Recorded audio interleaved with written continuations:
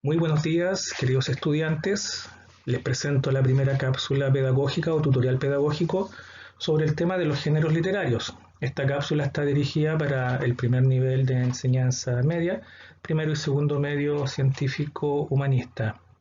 El tema de hoy es los géneros literarios y dentro de los objetivos de aprendizaje que me he querido formular partiendo de la base del aprendizaje es conocer algunos ejemplos de las distintas obras literarias que existen vinculadas a estos géneros literarios, tomando un camino inductivo, cosa de que ustedes puedan conocer directamente los tipos de texto para poder finalmente llegar a una definición de qué es o qué son los géneros literarios.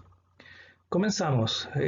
Primero, ¿por qué tenemos que clasificar las obras literarias? ¿Por qué hay que hacer un orden? Es una pregunta que a ustedes les puede estimular también a pensar de por qué tenemos que hacerlo. Ya, porque cualquiera diría, no hay que clasificarlas, hay que tomar en cuenta de que son muchísimas y por lo tanto es una empresa bastante difícil de realizar. Sin embargo, como lector y también si ustedes son lectores, me imagino que cuando van a una librería, claramente hay un tema que les interesa, les gusta y se van directamente ahí. Ahí ya tenemos una clasificación en una biblioteca donde se venden libros también. Y por lo tanto, la pregunta de por qué se deben clasificar las obras literarias responde a algunos de los argumentos que acabo de entregar. Ahora bien, les voy a presentar una analogía con respecto al tema de la clasificación.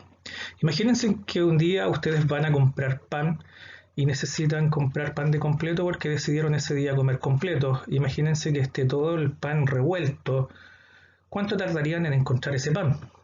¿Ya? Así como en una panadería el pan se encuentra clasificado en pan de completo, pan de hamburguesa, pan pita, pan batido, ayuyas, etcétera, una biblioteca también está clasificada y por qué no también los géneros literarios. Ya, por lo tanto, nos vamos dando cuenta que el hecho de poder clasificar o ordenar un conjunto de elementos responde a la necesidad de disponer, ¿cierto?, de un ordenamiento fundamental para eso. Y esto es lo que pasa con los géneros literarios, porque al haber muchas obras literarias tenemos que empezar a clasificarlas de acuerdo a sus estructuras, a su forma, de acuerdo a las características particulares de cada una de ellas. Les voy a comenzar a presentar las distintas obras. Vamos a comenzar con el género narrativo. Recuerden que vamos desde los ejemplos para poder llegar a una definición. Les presento a este escritor uruguayo. Lo tomo en cuenta porque hay un cuento de él que se llama El almohadón de plumas, que es una obra maestra de la literatura hispanoamericana. Espero que algún día podamos hacer lectura de ese texto y se los recomiendo desde hoy. Pertenece al género narrativo porque ahí se cuenta, se narra, se relata una historia que tiene un ambiente, que tiene una trama, que tiene personajes, que presenta un espacio, que presenta un tiempo. Y siendo una obra literaria del género narrativo, se presenta como tal, por lo tanto es un ejemplo de este género. Edgar Allan Poe también es un autor norteamericano, nacido en Estados Unidos, en Boston. Es muy conocido, es un autor universal, me encantan sus narraciones. Hay uno que en lo particular, inclusive lo he visto en términos de audiovisual, como una especie de cortometraje, El gato negro, ¿ya? Y aquí también vemos a un narrador que nos presenta a los personajes con distintas facetas y con cambios psicológicos más profundos y que a medida que se va contando, se va relatando, vamos llegando a un final que desenvuelve la trama. Si dejamos de lado el género narrativo, podemos ya identificar ciertas características que acabo de mencionar. Vamos a pasar ahora al género lírico. Expresar sentimientos, subjetividad, mundo interior, yo lírico.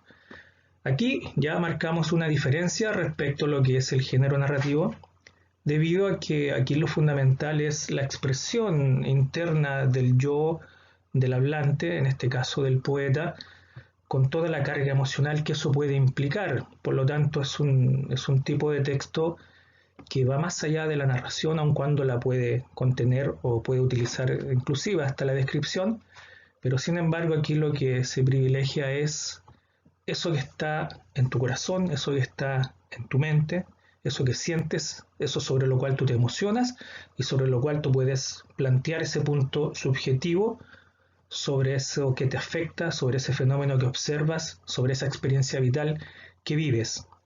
Les coloco aquí a Jorge Teillier, es un autor chileno muy importante para mí, debido a que tiene una experiencia poética bastante fuerte con la tierra, con la añoranza, con la infancia, con el sur de Chile, y por lo tanto nos habla de este mundo rural que poco a poco se va perdiendo en esta vorágine urbana de nuestra vida.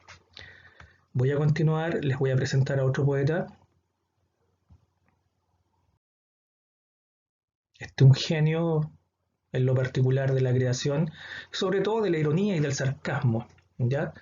Tenemos a Nicanor Parra, ya fallecido hace poco, donde también él se manifiesta como un antipoeta, aun cuando haga poesía, donde toma en cuenta lo que es el mundo particular del habla coloquial y no le hace más aspavientos a hablar de lo que habla la gente de la calle, utilización de refranes, utilización de un lenguaje informal, llegando directamente al lector, que es lo que él siempre pretendió. Y no solamente en el ámbito de la escritura, sino que también creó muchos artefactos.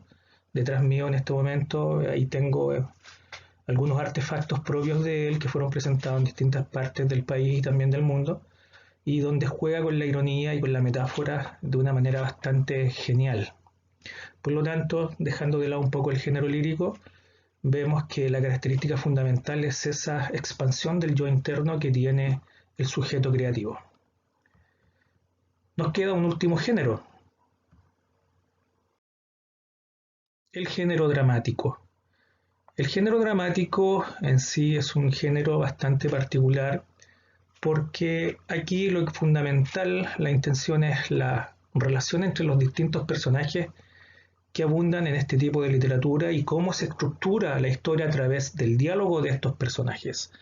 Les coloco como ejemplo Romeo y Julieta, ¿ya? Debido a que William Shakespeare es uno de los dramaturgos más conocidos a nivel universal y por lo tanto tiene esa categoría de ser un clásico. Les dejo ahí una imagen del teatro porque la obra dramática, claro que a pesar de que se lea en un texto como tal, no se pretende que se quede en el texto, sino que se pretende que se lleve a una escenografía, se lleve, mejor dicho, una escena, con todos los elementos que ellos lo componen, los actores, la iluminación, el vestuario, el director, etcétera. Y por lo tanto, acá hay ya una diferencia respecto a las otras obras. Y por último, les quiero mostrar a un dramaturgo chileno que es Juan Radrigán. Es un autor bastante conocido para el mundo del teatro y desarrolló su obra en el contexto de la década del 70, 80 y es muy reconocido a nivel nacional e internacional. Es un ejemplo de nuestro país y que por lo tanto asume una categoría de ser un escritor muy importante, muy relevante por todo lo que trató de plasmar en su imaginario dramático y trágico de los acontecimientos que se vivieron en la década de los 70, de los 80 en este país. Un dramaturgo. Bueno, vamos llegando al final. Hemos visto los distintos géneros literarios a través de ejemplos de obras y ahora es importante que podamos hacernos una definición. Tengo una definición bastante breve, bien concisa y creo que se las voy a comentar, se las voy a decir para ver si ustedes también en sus casas pueden llegar a una definición o buscar más información sobre esto. Los géneros literarios son los distintos grupos o categorías en que podemos clasificar las obras literarias según su contenido y también, ¿por qué no?, por su forma, ¿ya? Son los distintos grupos, narrativo, lírico, dramático, en que podemos clasificar las obras literarias, el universo de obras literarias que existen. Y por lo tanto nos van a dar el sentido de que cada una tiene una particularidad y tiene características que las definen de cierta manera, ¿ya? Eso con respecto a lo que estamos viendo sobre los géneros literarios. Sin embargo, hay algo que se vincula fundamentalmente con la literatura y en lo personal con el placer de leer. Yo los invito a que ustedes a partir de hoy se propongan comenzar con la lectura como un ejercicio de placer, como un ejercicio de conocimiento, como un ejercicio de rebeldía, como un ejercicio de acercamiento a la espiritualidad de la creación literaria universal. ¿Por qué se dice que es un placer si da la impresión que pocas personas lo hacen? ¿Qué beneficios podría tener la lectura para mi experiencia personal de vida? Me gustaría en algún momento escuchar respuestas a estas preguntas. Yo siempre me las he formulado y creo que tengo algo de respuesta para eso, ¿ya?